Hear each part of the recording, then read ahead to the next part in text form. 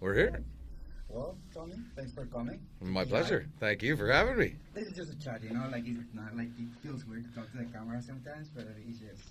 Do you want me in the camera? Should I be like, hey, how's it going? I'm in here. How's your night last night? The night was fantastic. It was so great. Thanks for having us to PEI. Of course, man. Like it's a pleasure to have you here, and to hear your set was amazing. An hour and 30 minutes of pleasure. Deep, dark, and dirty. I liked it. So yeah, just a quick kind of interview just so people get to know you a little bit better. Because as I mentioned to you, I've seen you play I see your name everywhere in the flyers, but I never had I never run into you even electric pines. So I was like, okay, I think it's time to have me over? Oh, well, it's a pleasure. Connection. I felt bad I didn't get a chance to meet you at Electric Pines. The music festival is so chaotic. And how's that? How's running that? It's great. It's a lot of fun. It's a labor of love, as they say. Anything in the music industry is a labor of love. If you don't love it, there's no sense doing it because there's often very little money in it. It's a labor of love. Yeah, it's for the art of love, It's just so yeah. How do you got into DJing? How did I get into DJing? I guess I got into DJing in the 90s. I was in university and I became roommates with another DJ. So all of a sudden there was turntables and mixers and crates of records in my living room, and I just became submersed into it pretty quickly. I think that's pretty much how everyone usually starts, just being surrounded by someone that it's DJ, a DJ, and then just you're curious about it, and then that's how Diego, the guy who closed last night, and then pretty much all my friends that I play with. That's I started DJing here, and then they were my friends, and then they saw my mixer in my living room. They're like, oh, show me how to do it, man. You got to show me how to do it. And then at the end, we have a solid crew here that now we do all the shows here, here and there. We all just bump around town. It's fantastic, man. It really is important to have a core crew that you can depend on musically that are going to come support each other as DJs. And, it's like we were talking the other night. If you want to have shows and you want to get booked, you've got to put on shows. Yeah. That's just a reality of life. You have to go knock doors and be because it's hard at the beginning. I probably much better because you started way earlier where there was no social media, no nothing, and then you needed to just go actually show up with your mixer. How was that to you? How do you start getting into the scene or growing in Halifax? I think anything that's an art like that you want to share your art, it starts with your own passion in your room, and most people are in their living room or in their bedroom and they're on, you're making music, you're playing music, and you're feeding your soul from that. And then you're like, oh, wait a minute, I want to do this. I want to share it with the world. I want to get this out here, or I want to, there's definitely something to be said as a DJ for how you get to make a dance, the energy that you receive when you're making a dance floor dance. So that vibe is just, until you have done it, I can't even possibly figure out how to explain it to you, but once you get that taste, it's a very addictive feeling. You know that yourself. Of seeing everyone enjoying what you're putting on, and then yeah. I think it's also, as an extrovert, it's I charge my battery by, exchanging energy with other people, and through music, it feeds my soul. I become energized afterwards. I mean, you're definitely riding a high the next day after you come off a big show, and it's especially even after the night, whenever you still feel all the energy and stuff that you cannot even go to bed. Even if you didn't drink or anything, you just stay there, and then you have all that energy still with you. It's okay. Oh, totally. You come off stage, and it's the last thing I'm doing is passing out right now. I'm riding a buzz right now. So now you're I want to interact with people. I want to talk to the fans and get to meet people. And so it's always fun to come to a different province and get to see people that, some old friends. There was definitely a bunch of people that came out to the show last night who I only see a couple of times a year, and always a pleasure to see them. And then I made a bunch of new friends and people that were just super stoked to want to talk about music. And a lot of people were excited for you to come to PI. Everyone was like, oh man, thank you so much for bringing Tommy. We were Derek, he was planning to have you over. I was like, well, he's here now. I beat you to the punch. Yeah. No, but here the scene is amazing.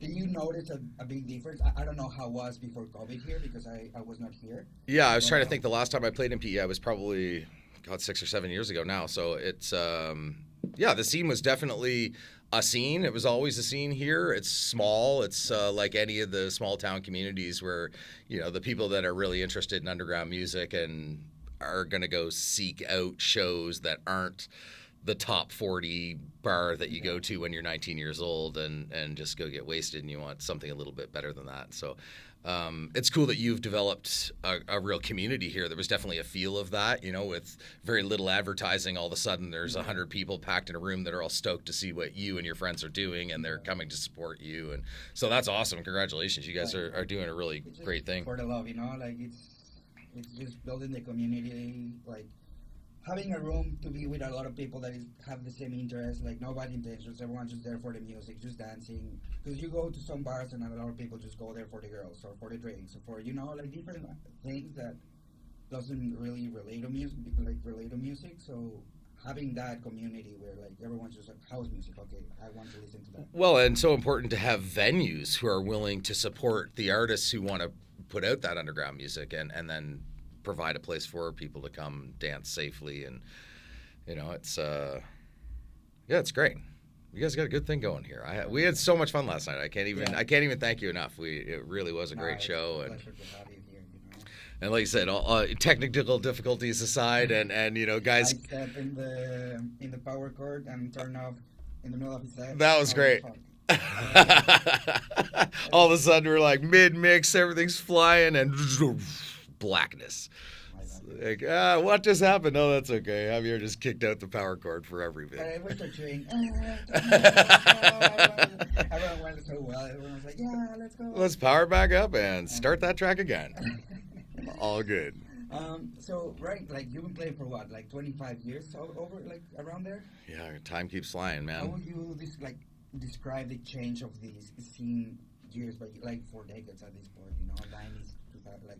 Yeah, it's, musically, it definitely changed. What people were inspired by and what was the trending new music, because there's definitely, people want new. You know, and whether that be the audience or that's the DJ, everybody wants something new. They want to be, you know, that's what feeds everybody. What's the new? What's the new? What's new? It's like, so the music has changed, and I personally am such a big disco head that I fought through the 2005 to 2015 era where dubstep was invented and just this really dark, dirty music that was really taking over the mainstream.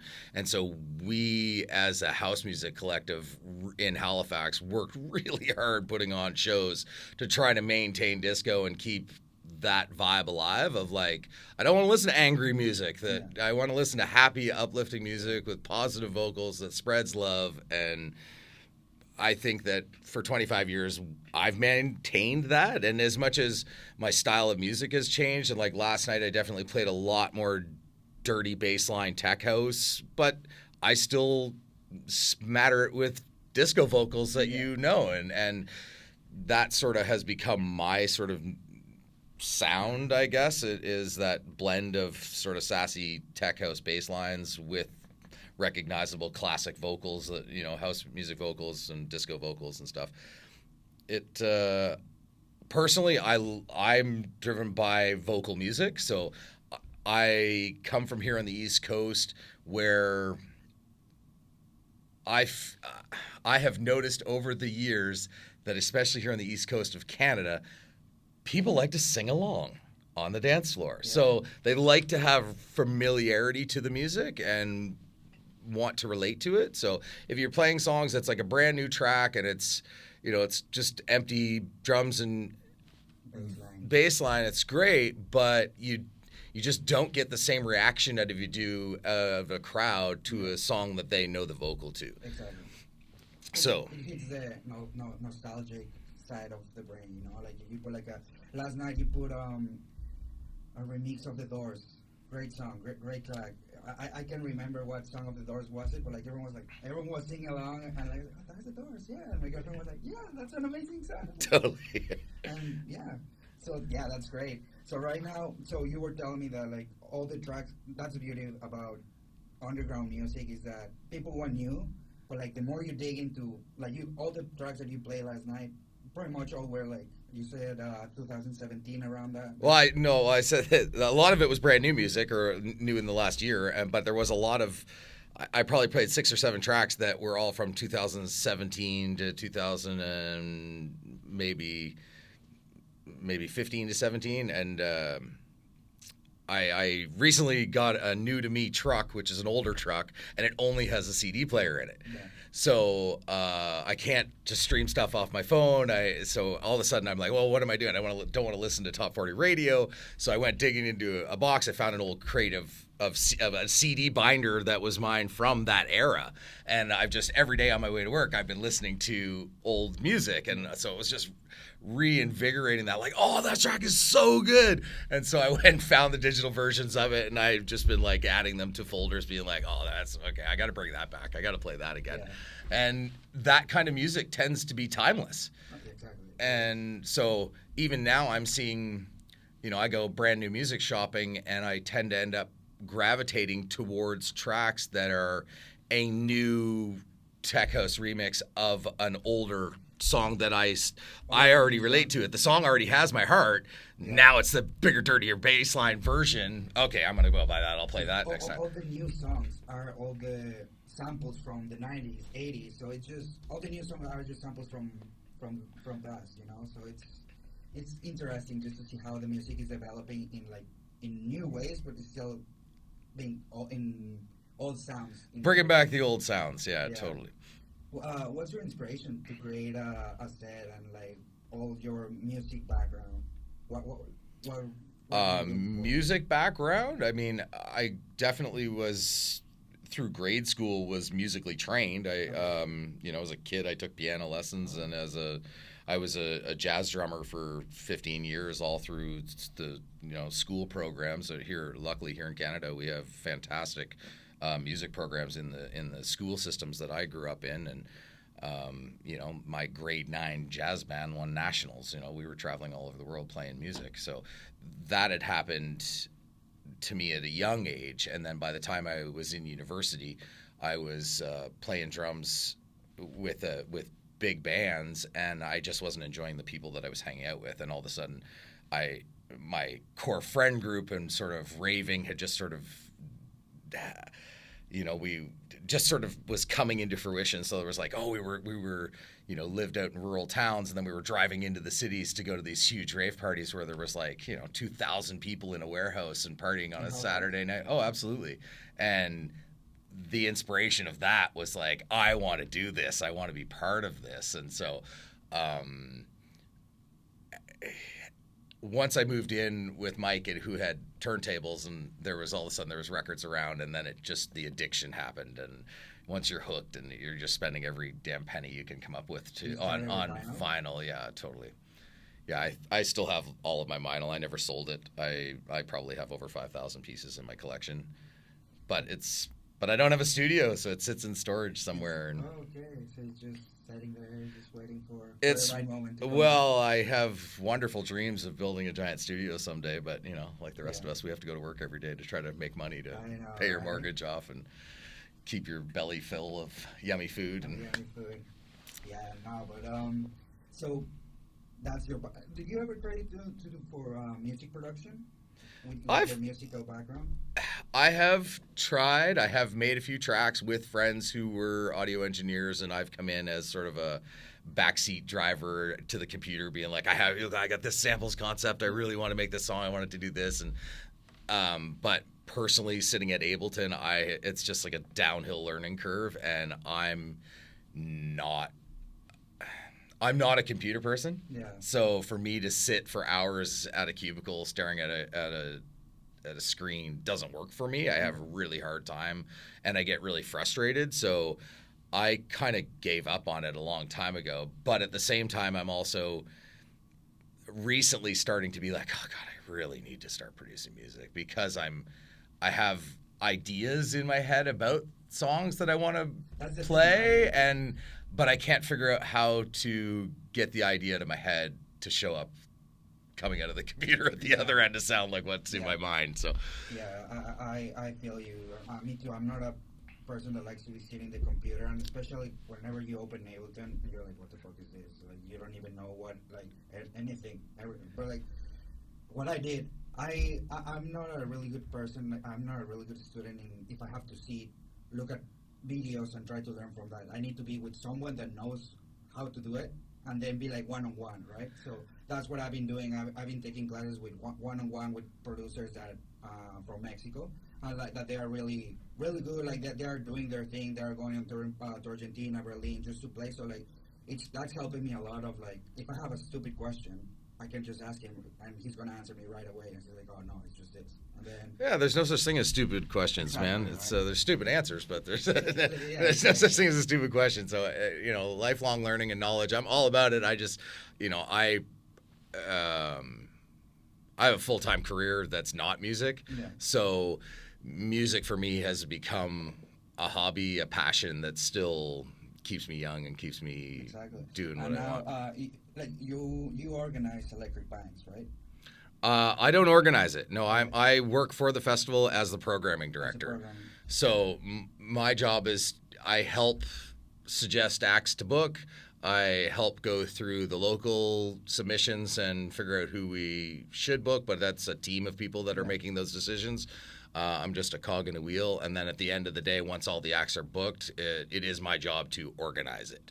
So I balance the 3 stages and make sure that the music flows throughout the weekend and that there's something for everybody at all times, and we don't end up with 2 acts that sound exactly the same playing against each other. And it's more like, if you want to listen to drum and bass all weekend, well, you can bounce from 3 different stages and probably catch something that's going to make you happy. If you don't like the other style and you only want to listen to house and techno all weekend, well, guess what? There's a stage and it's going to change. You're going to bounce around the festival, but you're always going to find something that you want to listen that's to. Amazing, and you guys do an amazing job. Like the first thing that I remember about electric bands, I was coming into the door, and Jen was there, her wife, his wife, no, your wife. Sure, we're not technically married, but we might as well. Yeah, my partner is Jen Partridge, and exactly. she's the manager of the festival. She was at the door, and the first impression that I had of electric bands, it was like, it felt so welcoming. How she approached, and she was like, "Hey guys, welcome here." Because like, I think that's a really important thing about clubbing or going out at night. One of the most important jobs is the entrance. Oh, absolutely. Security is the one that tell you, like, hey, welcome to the venue, welcome. That's how you feel that you're in a good place, comfortable place. And that's one thing that I remember about electric bands. As soon as I stepped at the door, she was so welcoming that I felt like, oh, like, I'm excited to be here. Totally. And I think the vibe created by the security companies that we use is so important. Like, if you go to a club downtown and the security is super aggressive and not friendly, and it just sets the tone of the vibe of the whole night. And whereas if you're met at a club where the bouncer is like super friendly, super welcoming, he's dancing to the music as well, you just automatically, oh, this is my place. I'm at home here. This is going to be an awesome night. Oop, I lost my headphones here. And so I think that's, what did I just rip that out of? Oops. Hold on. We got technical difficulties here. I don't know. Oh, it came out of my headphone. Oh, yeah. I'm like, which end came out of where? There we go. There we go. Check. Can I hear you again? Yeah. Oh, there you are. You're back. Sorry. Doing a lot of ums, and I'm not sure what I was just talking about there. About the security companies that you guys... Oh, about the vibe difference of, especially at the music festivals. I mean, we go out of our way to make sure that the security that we have hired understand that their job isn't to be a bully. Their job is to be that welcoming person who makes everyone feel safe. So our job is to protect you as a patron, to make sure that you can have a safe time partying all weekend. You can let loose, and as long as you are respectful to everybody else, you do you, whatever you want to do, just don't make it hard on anybody else, And as long as everybody gets along, it's just a loving environment. So I think as a festival have done a really great job of making sure that the people that are working the front gate and working the security and even the parking attendant, the first guy who helps you park your car is your first representative to the festival. Yeah. You know, we've been sitting in our car waiting for an hour in a lineup to try to get in here to get parked. You know, how's that vibe of that first guy that meets you and goes, welcome, yeah, you guys stoked, you know? So I think it's really important to have great volunteers in those positions, and yeah, I'm really proud of what we do at Electric Pie. Like you guys are doing an amazing job. You know, it keeps growing and growing every year. Like this year, hopefully I'll see you there. You know, it's gonna be so fun. Yeah, I'm gonna go out of my way to make sure we see each other this year. Yeah, no, definitely. Well, 25 years of experience. What has been your top 3 favorite gigs that you ever had, or moments? Ooh, top 3 favorite gigs. I mean, I've had amazing gigs playing at the Evolve Music Festival in Antigonish, where I've played to like 2,500 people in front of just a jamming dance floor and just awesome vibes. I've played incredible shows. Oh man, so many shows. I played a really cool show for the first Hopscotch Festival in Halifax, where I DJ'd on the ramparts in between 2 cannons up over the top of the fort, down over 1,500 people dancing down in the fort. Okay, and we were up on top of the ramparts, 2 giant cannons on it. So that was a pretty cool stage to play on one time. And yeah, it would be a good third fantastic show. I don't know. They're all great, man. Some of the best shows I've ever played have been like 100-person rooms like the one you had last night that are like hot, sweaty mess with people who are really into the music you're playing. Yeah. And I would way rather play for 200-300 people that love the style of house music I play than play for 1,500 people that don't really care. I mean, it was definitely something to be said for playing for 5,000 people and being... you know, and there's this giant crowd of these huge stages and something to aspire towards. But I'd be remiss to ever not mention how important it is that to play these little 100-person rooms and these little vibes. It's just the vibe is so different, so intimate, and so feels more like a house party kind of, or like just more welcoming. I don't know. But maybe that's because that's the style of music I like to play too. Sure. So it's all kind of par for the course. But we just did a big show. I played a big show with Shapeshifters, who's a huge guy from the UK. And we were chilling backstage talking before the show.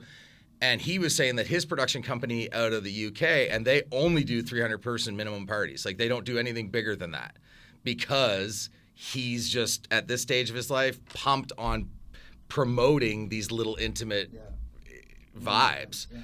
So, you know, he definitely plays thousands of person huge shows constantly.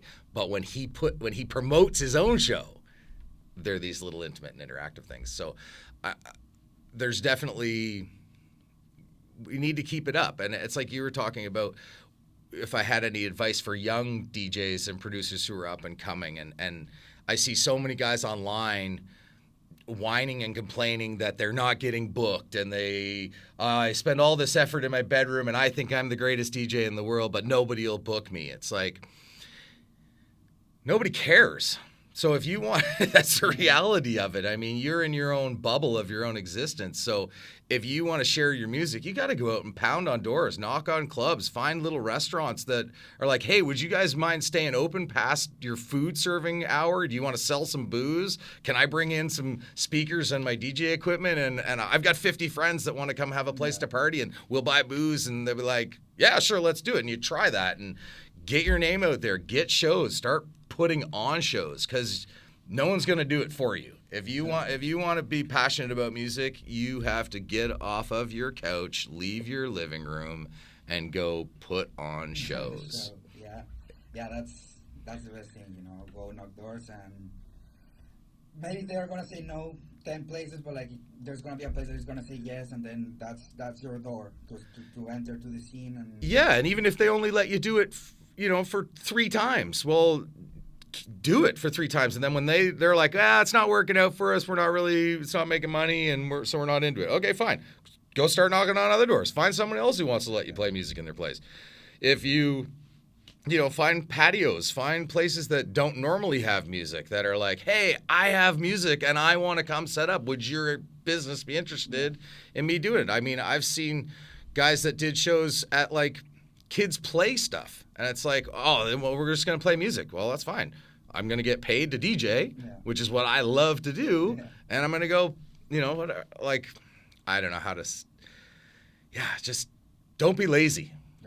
Don't be lazy and expect things to just be given to you. Also, you have to stay consistent, because I think that's one of the main things that I always preach to is like a lot of people sometimes is not open to listen to new music, so you're going to start with 2-3 people coming to your shows, small crowds, super small crowds. Whenever we started doing these events like constantly, we had 20 groups of 20 people, 30 people, and the more that we did it, the more people we were getting, So it's just staying consistent. Yeah, people start relying on you to provide them with their entertainment. So they start being like, okay, well, we're not going to miss Javier's show. Like, he's doing a show next month. Okay, we're going to be there. And, every month, I'm going. It's the third Wednesday of every month. He's got a show, whatever it is. Yeah. And that's how you gain your following. And it's important to foster that community within your friend group who are going to support each other. The other big thing that is really important is to, as a promoter, use your platform to trade gigs. Yeah. Like, hey, I put on my monthly show in my city. You put on your monthly show in your city. We both play the same sort of style of music. I'll book you, you book me. And so the more of that happens, we all get more gigs. We all get our name out. We all start sharing. You start developing a fan base in other cities. I think we've had a really good thing going with Toronto and Halifax and our friends that own the Wiggle Room in Toronto. Amazing place. I went there last weekend where Carlos, my friend, played there. Totally. And we went there. Amazing. Like, it's just so, it's the same. It's a room, fit probably 200 people, 100 people, but like it feels. Yeah, I think it's 250 people that the Wiggle Room holds. But again, it's just a club dedicated to house music, and the vibe is so rich there. And again, that's a connection that happened at Electric Pines. Yeah. So it's like you've got DJs we're bringing in from Toronto. He's hanging, Takin is hanging out, meeting people from Nova Scotia and being like, oh, I want to bring you to Toronto. Yeah. You've got the sound that's going to go with our club. And so you're like, perfect. He's going to go here. He gets to play there. We get to play here. He plays here. We're all trading gigs. Everybody's gaining new fan bases. Yeah. And every gig, if you gain one new fan that wants to go follow you online and can't wait till you put out a new mix or can't wait to go see your next show, that's what it's all about, man. Just you got to gain your crowd one person at a time. One person at a time, and then that's how you. Yeah, exactly. And I mean, you have a huge crowd. You've been doing it for like 25 years, right? So. But at the same time, after doing it for 25 years, you start seeing that it's cyclical. The reality is most people only party for 5-6 years of their life where they really want to go out clubbing all the time. There are the dedicated ones that want to go clubbing their entire life because they've found that niche passion where it's like, this is where my heart is. I want to do that, and you fill up your batteries by going out and seeing all your friends and socializing and dancing, and whether it's to bust out negative energy from work all week and you get it out on the dance floor and get your sweat on and go home and just feel so energized by the evening. So I think that's an area where like everyone feels comfortable of like you have your work life or like your office life, like so like not basic, just I don't know how to say it in a box, and then you go to these places where you can be yourself. You can go out. You can be in the community where you feel comfortable, like listen to the music everyone is enjoying that area. So I feel like that's a good place for people just to be themselves, Yeah, I think definitely through music, especially sort of the festivaling side of music, that has a whole different artistic outlet where you can, it's encouraged to be as ridiculous in costumes as you can come up with and multiple costume changes and how many different outfits can I use to represent myself over the course of the weekend, and the freedom to do that is so awesome. It creates a vibe that's unlike anything you see anywhere else. Have you ever worn a costume before for a festival? Hundreds. What do you mean? For too long, we've done lots of costumes. Yeah, always just. What has been your favorite? Favorite costume? I don't know. I don't. Just to be ridiculous. No, I don't have any favorite costumes that are like so much as just a, whether it's a fur coat in the middle of the summer that just seems out of place to some giant hat that didn't, just whatever, just to be ridiculous.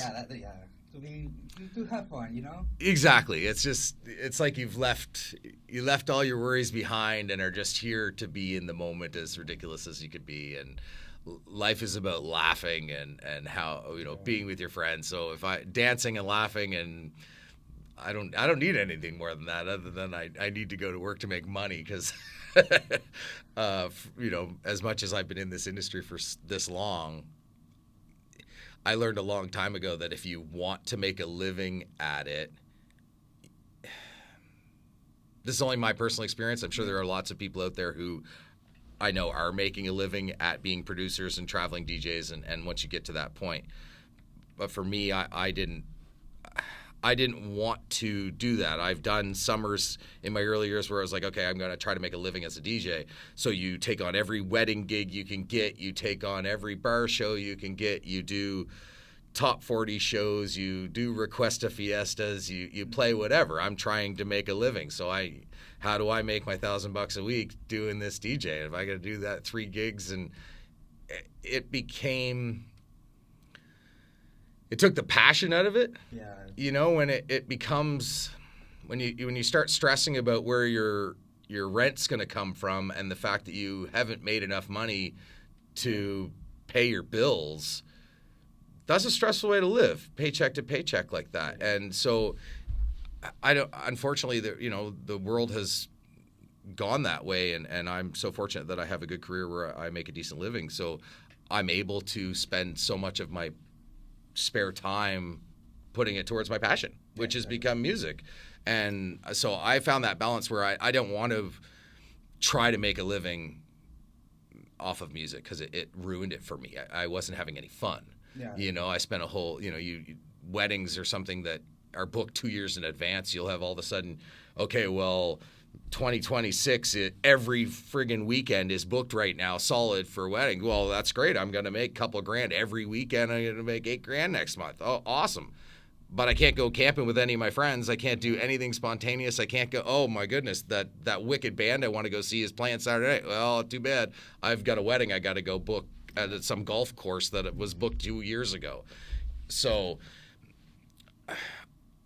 yeah, for me, finding that balance of work, life, play, music, I've managed to find a spot where I still feel satisfied. I feel comfortable, and my mortgage is getting paid, so it's my passion isn't affecting the amount of money that I can make. It's just helping it. Like, at the end of the day, if you're making money from your passion, like, that's a win already. Yeah, and I especially like here on the East Coast, if you want to gig a lot, you can't charge a lot of money. Yeah. It's like, it's just the reality of it. We're playing 100-person rooms. There's not enough finances there for everybody to get paid lots of cash. It's like, can you cover a hotel room and some gas to get me there? Then I'd love to come party with you guys. Okay. And as long as that kind of stuff happens, then yeah, keep the party coming, man. Somebody said, how old are you gonna get before you stop DJing? And I was like, stop DJing? I don't think I'll ever stop DJing. I'll just progress through the age group of people I'm DJing for, and eventually we'll just be throwing raves at old folks' homes, because everybody who went raving, who got into that, everyone who was really inspired by that 90s to 2020, that era of techno music, most people who really vibed with that are still vibing with it. they may not go to the rave every weekend, but they're listening to house music in their car. They're, having their glass of wine with their girlfriends at home, and they're a bunch of 40-year-old girls that don't want to go downtown anymore, but they're still dancing in their living room to house music. Yeah. So I don't know how it's going to unfold over the next 20 or 30 years musically, but I know that I'll still be making people dance, and 100%. There's still going to be music in my life. Right now, all the best DJs are in their 50s, 60s, 50s, I would say. Like, they keep improving, and they're at the top of the game. For example, I don't know, Marco Carola, Carl Cox. Those kind of DJs were like... Carl's like 62 or something now. He's like, still a world... He's still playing. Destroys dance floors every time he gets behind the decks. Age doesn't matter, I think, to be a DJ. It doesn't. No, I don't think so now. But I mean, the same could be said for all music. It's... if it's going to be, you're going to pick up a guitar and be a guitar guy. I don't think it has. You can be an amazing 14-year-old, or you can be a 70-year-old and just pick it up, and you're either going to be awesome at it or you're not, and that just means you need to practice more. Yeah. And I think the same for music. People are like, oh, I just get so frustrated, and it's like, well, just practice more. Yeah. Practice. Yeah. If you want to get better at something, practice. For the time, just have like I always say this. I never met a guy that went to the gym three months straight that didn't get better. You all, like, if you put the time, you're gonna get better. It's almost impossible just to get stuck in the same place. But just quick, I just want to go back to the people is 7 years and then they go back to work. They start partying and stuff. How do you see the scene is going right now with the new generation coming up? Like, we talked about this last night, that they barely drink, they barely like to go out. How do you see that? Like, I don't know. I honestly, I don't know. I definitely, like, the generation that I come from, alcohol was definitely pushed as, like, that was the cool kid thing to do. You wanted to be out clubbing, you wanted to be hammered, you wanted to get wasted. It was all about alcohol. I definitely see the younger generation not gravitating towards alcohol, and so we're seeing definitely numbers decline in the club scene. And so I'm not sure where they're going, because there's definitely kids are still inspired by music. Yeah, there's definitely music there, but they just dance. I mean, we have teenage kids, and they're not interested in dancing. They don't. The music that our girls are listening to are definitely, it's not my style of music. Yeah. So yeah, I don't know where the clubbing scene is going. When I was managing after hours clubs in the early 2000s, I mean, we were doing 2,000 people every Saturday night at a warehouse till 6 a.m. Now we can't get 200 people to show up at a club to come see world famous DJs. Yeah. So do people just not care anymore, or I don't know. It's hard to tell, because one, you have all the economy that is going crazy right now. Like, a lot of people just rather saving money than spending money going out. All, like, rent, groceries, everything is going up. Maybe that's one thing. The other thing, people are being more taking care of themselves in their healthy way. 100% healthy. People would rather go to the gym than get wasted till 6 a.m. Like, there's definitely a movement of that. I don't know where the scene is going to end up going. There's definitely going to be parties, and I'm going to be at them. What are your thoughts about the coffee raves or coffee parties? Hey, I'm in. I think it's a great concept. I've seen it online. I haven't seen it implemented anywhere. Like, I haven't seen anything in Halifax that I've gone on to see, or here in PEI. Is anybody of you? No, maybe that's our next venture, buddy. We should start doing. Exactly. Like, I was actually reaching to the running clubs to try to do a partnership to the running clubs. Okay. Kind of like. Because I was talking like, let me put on the music at an indoor track, and we'll just bang out beats, and you guys can run around your track. No, more like because there's a lot of running clubs here that run around town every Sunday or Saturday morning. So after their run, they always go to a coffee or like to a juice place to. So if you can get all the running clubs to meet in one coffee shop, and then you're playing music and you're charging, I don't know, $10 cover, but that includes your pastry and a coffee.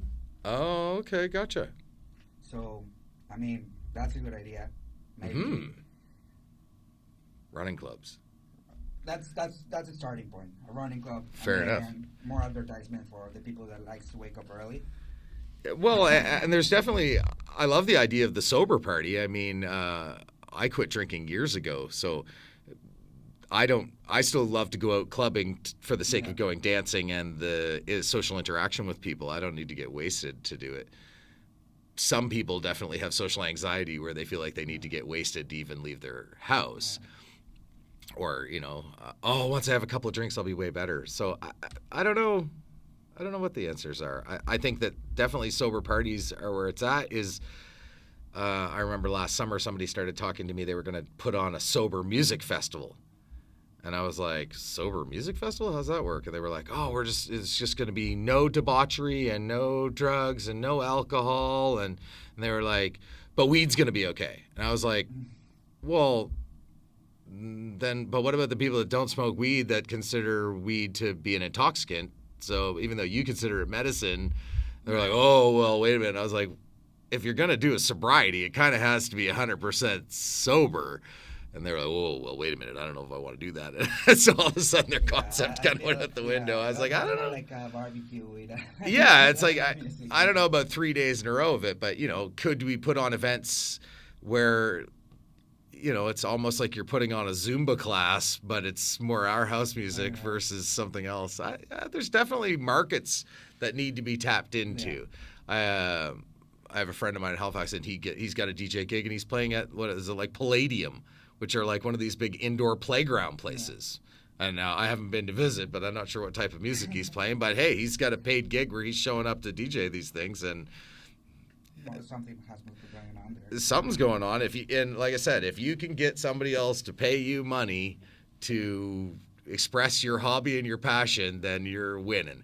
Exactly. Just a couple more questions. You already said something about. Fuck, I forgot the question. You need to have your questions written. No. It's, I don't have that question right. Just like you already said, advice to the younger generation. But what advice would you give to yourself back in the day? Like if you can tell, like say, tell advice. Oh, if I could go back in time and give myself some advice, buy real estate. Yeah, land is the only thing they're not making more of, and it just keeps going up in price as the money value keeps going down. But musically, I wouldn't change a thing about who I have become or what I have done on my musical journey. I don't think if I went back in time would I, maybe some little tidbit of like, avoid that drama that occurred at that time, just walk away. But no, I advice for young kids today is just don't expect stuff to be handed to you. Don't feel like you deserve the world. Nobody owes you shit. And nobody cares about you. As much as you feel like you're owed everything and the whole world revolves around you, it does for you, your world. Their world doesn't revolve around you. Their world revolves around them. So be kind to everybody and be humble and just knock on doors. If you want to do something, get off your lazy ass and go do it, because somebody eventually will work with you and somebody wants to do it with you. You just have to go, like I said, knock on enough doors and do it. So, rejection is certainly a part of life, and you better grow a bit of a thick skin if you want to be out doing anything other than outside of your cubicle, And I think, unfortunately, the world today is a little soft on how they react to things. But too many people are online saying that the world owes them something. Yeah. And it's like, the world doesn't owe you anything. If you want it, go take the world. Go knock doors and go meet people. And like anything, people say, oh, I want to find a girlfriend. I'm so lonely. It's like, well, do something that makes you happy passionately. And that's where you're going to find your new partner, because she's there doing what she's passionate about. And all of a sudden you're like, oh, wait a minute, this is what I love doing. So just sitting at home moping or going out looking for something just go do it. And all of the other things will fall into place when you find your own happiness inside of you. So, don't be lazy. Don't be lazy. That's the advice I've got for kids today. Don't think somebody owes you anything, and don't be lazy. Exactly. Just last question. Favorite breakfast? Oh, favorite breakfast is I eat 3 fried eggs every morning with my latest thing is smoked garlic powder. Smoked garlic powder. Mm-hmm. With 3 eggs. 3 eggs, and a little dusting of smoked garlic powder. It's fantastic. Every morning, a little bit of butter in a pan. That's my out the door. Yeah. People are like, oh, carbs? So no, just straight protein. Straight protein, yeah. Just give me some fried eggs. They're great. Yeah. Perfect. That's my favorite breakfast. Tony, thank you so much. Always a pleasure, Javier. Definitely. Thanks for having me over to PEI, and you threatened to bring me back in the fall, so let's do it again. He's coming back in the fall, guys. So we look forward to it. Cheers. Perfect, bro. Thank you so much.